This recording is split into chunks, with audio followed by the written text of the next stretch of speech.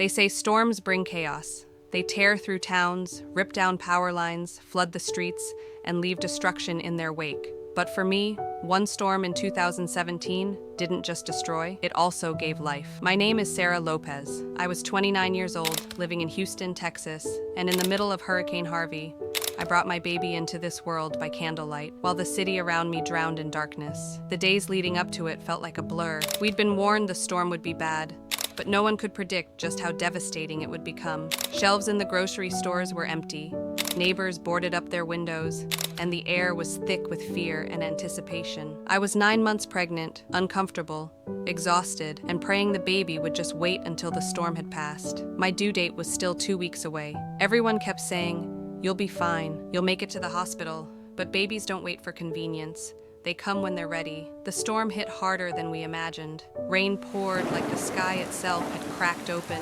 flooding streets in minutes. Wind howled against the windows, rattling the glass so hard I was sure it would shatter. By evening, the power was gone. 1 minute the house was buzzing with the sound of fans and lights. The next, it was pitch black, except for the dim flicker of candles and the glow of flashlights. The silence after the electricity died was deafening, only broken by the roar of the storm outside. That's when it happened. A sharp pain across my stomach, so sudden it made me double over. My heart stopped. I knew this wasn't just nerves or stress. This was labor. I looked at my husband, Miguel, and I'll never forget the fear in his eyes when I whispered, "It's starting." We tried to stay calm, but panic clawed at both of us. The streets were rivers, impassable. The hospital was 10 miles away, and even if an ambulance tried, it couldn't get through. We were trapped, and my baby was on the way. The contractions came fast, too fast. My body wasn't giving me time. Miguel scrambled to light every candle we had, the flickering flames painting shadows across the walls. He grabbed towels, blankets, water, anything he thought we might need. But the truth was, we weren't ready. Whoever is, really. I remember gripping the edge of the bed, sweat pouring down my face as another contraction tore through me. The storm outside screamed, but all I could focus on was the storm inside my body. Every instinct in me was screaming to push, but fear wrapped itself around me like chains.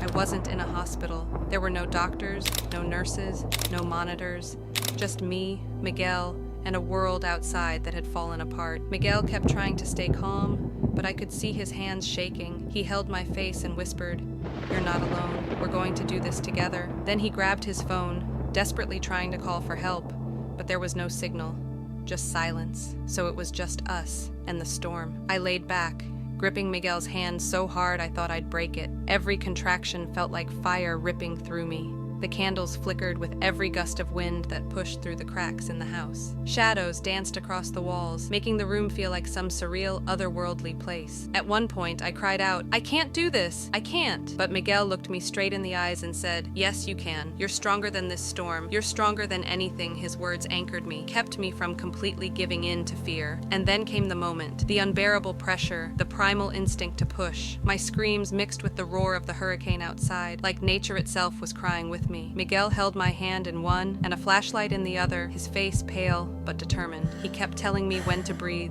when to push, when to rest. Even though he was terrified himself, minutes felt like hours. Time lost all meaning, and then, through the chaos, through the fear, through the storm, I heard it, the sound that would change my life forever. A cry, a tiny, perfect cry that cut through the darkness. I broke down sobbing as Miguel held our baby, tears streaming down his face. He wrapped him in the cleanest towel we had and laid him on my chest. In that moment, the storm didn't matter, the flooding didn't matter, the ruined plans, the fear, the blackout, none of it mattered, because here he was, our son, alive, strong, ours. For a few minutes, the world outside ceased to exist. It was just the three of us, bathed in candlelight, clinging to each other as if nothing else mattered. The storm still raged, the water kept rising, but inside that room, there was only love. Eventually, help came the next morning, when the floodwaters lowered just enough for rescue teams to reach us. They carried us through the water to an emergency shelter, where doctors checked us and confirmed what I already knew in my heart. He was healthy, perfect. Looking back now, people always ask me, weren't you terrified? And the truth is, yes, I was. But I also learned something that night, that sometimes life begins in the darkest of hours, that sometimes the most terrifying storms can bring the greatest miracles.